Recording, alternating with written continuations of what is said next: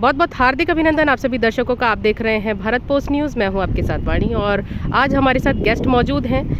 हैदराबाद से हैं वीजीआर नारगोनी जी और इनका क्या मुद्दा है, इनसे बातचीत करते हैं और पता करते हैं कि इनका फिर से दिल्ली आने का मुद्दा क्या है और क्या ये चीज़ें अपनी रखना चाहते हैं भारत पोस्ट के द्वारा। बहुत बहुत स्वागत है नारगोनी जी, क्या कुछ कहना चाहते हैं आप? पहले आपका परिचय जानना चाहेंगे। मैं तो वीजीआर नारगोनी है, chairman national political justice front तरफ से आए इधर। वो इधर कल एक कन्वेंशन, नेशनल कन्वेंशन हो रहा, वो राजेंद्र भवन में हो रहा कल। वो ऑल इंडिया पीपल्स फ्रंट तरफ से, उसमें वो पीपल्स फ्रंट में हमारा ऑर्गेनाइजेशन भी शामिल है। ऑल इंडिया से 250 डेलीगेट्स पार्टिसिपेट हो रहा। उसमें एक रिजोल्यूशंस भी थोड़ा इम्पॉर्टेंट रिजर्वेशंस भी पास कर रहे हैं। इसमें तो वो महिला रिजर्वेशन बिल के बारे में चर्चा हो रहे हैं। हम डिमांड कर रहे हैं वो महिला रिजर्वेशन बिल में ओबीसी महिला लोगों को ज़रूर उसमें रखना, सेपरेट रिजर्वेशन के लिए, सेपरेट कोटा के लिए इंट्रोड्यूस करना है। वो मोदी गवर्नमेंट और बीजेपी गवर्नमेंट है, अभी पार्लियामेंट में जल्दी वो डिलिमिटेशन के साथ वो महिला रिजर्वेशन बिल को भी जोड़ करके रखे, वो पास नहीं हुआ।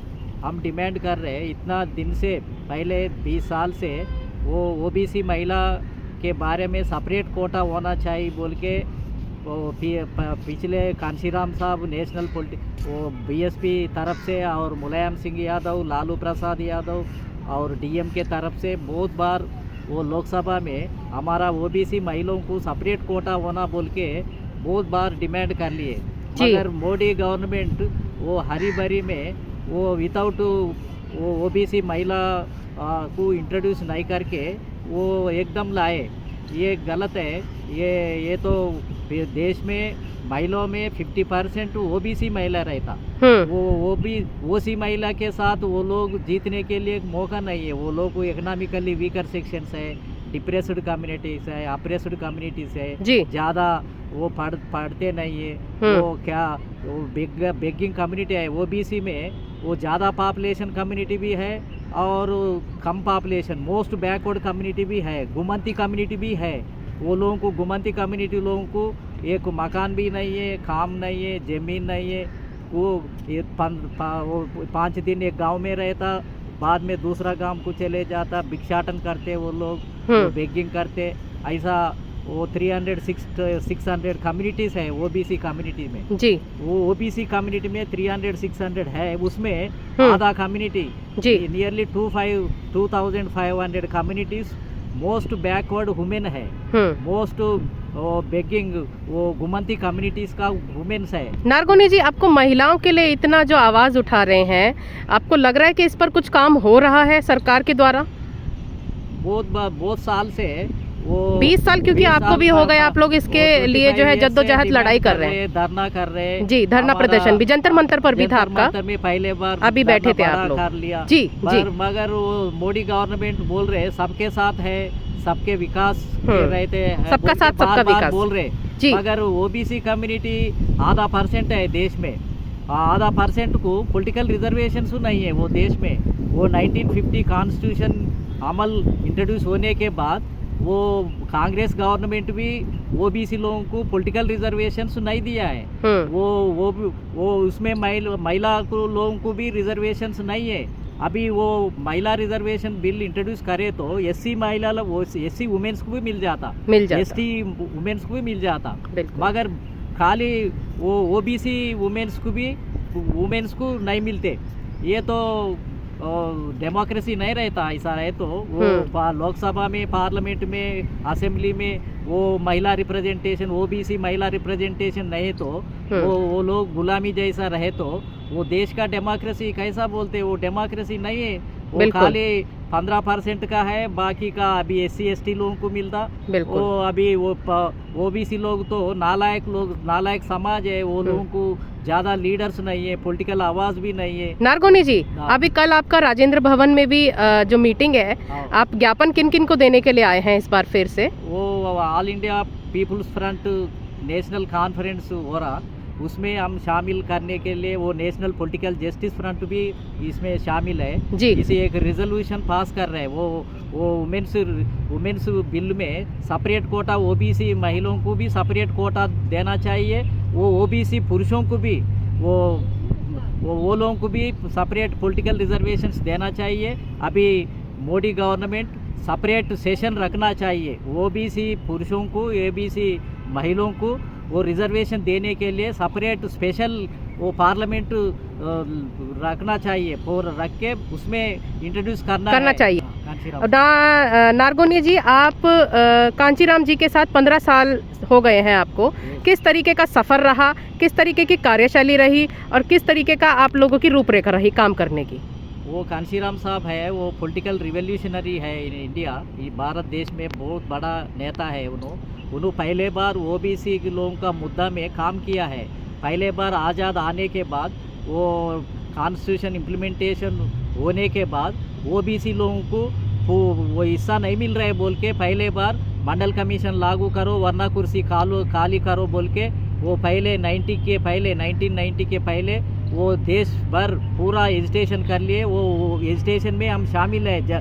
वो बोट्स क्लब के पास 48 डेज वो धरना प्रदर्शन वो धरना में हम 22 डेज पार्टिसिपेशन मई और हमारा आंध्रा लोग उसमें पार्टिसिपेशन किया है। ऐसा वो पॉलिटिकल रिजर्वेशन ओबीसी का पॉलिटिकल रिजर्वेशन मंडल कमीशन में वो सेंट्रल में रिजर्वेशंस के लिए 27% इम्प्लीमेंटेशन होना बोल के कांशीराम साहब वो उन्होंने बहुत बड़ा मूवमेंट कर लिए। इसलिए वीपी सिंह गवर्नमेंट इम्प्लीमेंटेशन कर दिया में। मगर बाद में वो 3 इयर्स होने के बाद और पीवी नरसिम्हा गवर्नमेंट में वो इम्प्लीमेंटेशन शुरू हो गए। इसलिए वो ज़माना से ऐसा मूवमेंट कर ले तो भी बीजेपी गवर्नमेंट बार बार बोल रहे हम तो हिंदू का समाज का नेतृत्व में प्रतिनिधि के लिए काम कर रहे बोलते। ओबीसी लोग वो हिंदू लोग है पर ये हिंदू लोगों को वो हिस्सा क्यों नहीं दे रहे? वो बाकी का समाज को दे रहे। पूरा ओसी के समाज को 10% रिजर्वेशन दे दिया है। वो लोग एजिटेशन भी नहीं करे, वो रिप्रेजेंटेशन भी नहीं दिए, एक कमीशन भी नहीं डाले, मगर ओसी कम्युनिटी को दे दिया है। मगर ओबीसी पॉलिटिकल रिजर्वेशंस के लिए बहुत साल से हम कर रहे। पहले तो वो साहू महाराज छत्रपति साहू महाराज 1902 में पहले कोल्हापुर संस्थान में ओबीसी लोगों को वो पॉलिटिकल रिजर्वेशंस दे दिया है। वो ब्रिटिश गवर्नमेंट में पॉलिटिकल रिजर्वेशन है हमको। वो पहले 1947 को पहले ओबीसी लोगों को भी पॉलिटिकल रिजर्वेशन है, एजुकेशनल एंड एम्प्लॉयमेंट में रिजर्वेशंस है। मगर नया कॉन्स्टिट्यूशन आने के बाद कांग्रेस गवर्नमेंट आने के बाद वो पूरा मुसलमान का रिजर्वेशंस निकाल दिया, ओबीसी लोगों का रिजर्वेशंस निकाल दिया, क्रिश्चियंस का निकाल दिया, वो सिख लोगों को निकाल दिया। ऐसा पूरा लोगों को निकाल के बाबा साहेब आम्बेडकर कॉन्स्टिट्यूशन में है बोल के वो खाली SC ST लोगों को दे दिया है। अभी हमारा समाज हमारा पिछले वर्गों को समाज देश में 50% है। वो ओपन कॉम्पिटिशन में हम जीतने को वो तैयार नहीं है, वो मौका नहीं मिल रहे, वो हमारा कुछ शक्ति नहीं है। इसलिए हमको रिजर्वेशन होना चाहिए बोल के कल भी मुद्दा उठा रहे। वो देश भर और मूवमेंट में वो जॉइंट एक्शन कमेटी भी हम बनाए। वो joint action committee OBC joint action committee तरफ से डेमोक्रेटिक ऑर्गेनाइजेशंस को पूरा वो लोगों का हिम्मत साथ लेके हम काम करने की भी बड़ा मूवमेंट लेने के लिए हम काम कर रहे। कल राजेंद्र भवन में एक रिजोल्यूशन भी पास करते। वो रिजोल्यूशन वो प्रधानमंत्री बहुत लंबा सफर आप तय करके आए हैं, प्रधानमंत्री जी को भी ज्ञापन देने वाले हैं। अच्छा, आपका नाम जानना चाहूँगी, आप क्या कुछ कहना चाहते हैं इस बारे में? आपका नाम? मेरा नाम विश्वपति जी है। हम ओबीसी के मुद्दे के ऊपर लड़ रहे हैं। हमारा फ्रंट में आंध्र प्रदेश शाखा वाइस प्रेसिडेंट है। Okay, national political justice G front है जी। ये हमारा साहब नारगोनी साहब चेयरमैन है उस फ्रंट का जी। अगर इतने में स्वतंत्र जब आए जब से आज तक ओबीसी लोगों को अन्याय हो रहा है, पॉलिटिकल में अन्याय हो रहा है। अभी महिला बिल बोल के डाला, वो महिला बिल बोल के पास करने के लिए डिलिमिटेशन के नाम से नेक्स्ट टाइम कैसे जीतना बोल के पॉलिसी में डाला, मगर किसी को बेनिफिट करना बोल के नहीं डाला। वो क्यों बोलते, अगर किसी को बेनिफिट महिला बिल में ओबीसी को महिला कितना है वो परसेंटेज तो बोलना जरूर है।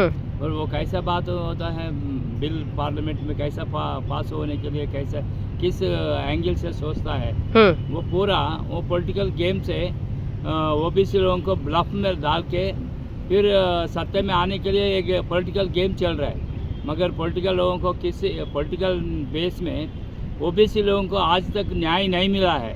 उस न्याय के लिए हम लोग हैदराबाद से आए हैं और अपने साथियों से मिलके हमारा इच्छा है वो गलत फैमिली में आप लोग आके वो बिल लगाया है। ओबीसी को कितना परसेंटेज दे रहे हैं और SC ST BC सब लोगों को क्या परसेंटेज वो मेंशन करना पहले। मेंशन करने के बाद आप पार्लियामेंट में बिल पास अपने आप हो जाता है। आप कोई गड़बड़ करने का कुछ भी नहीं है जी। फिर वो ओबीसी महिला बिल बोल के उसके पीछे से फिर वो ओसी लोग रूल करने के लिए सोच रहे, ओबीसी को नहीं आने दे रहे। ऐसा प्लान में वो बनाया ऐसा है, इसलिए इनजस्टिस पर ओबीसी लोग, ये अन्याय है देश में। स्वतंत्र जब से आया आज तक अन्याय ही हो रहा है। वो अन्याय से ही रूलिंग कर रहे हैं देश को, मगर न्याय से कभी नहीं किया। इसलिए सोच के बड़े बड़े लोग हैं, उन लोग सोच के थोड़ा इसके ऊपर एजुकेशन करना ज़रूर है, गवर्नमेंट को इन्फॉर्मेशन करना भी ज़रूर है।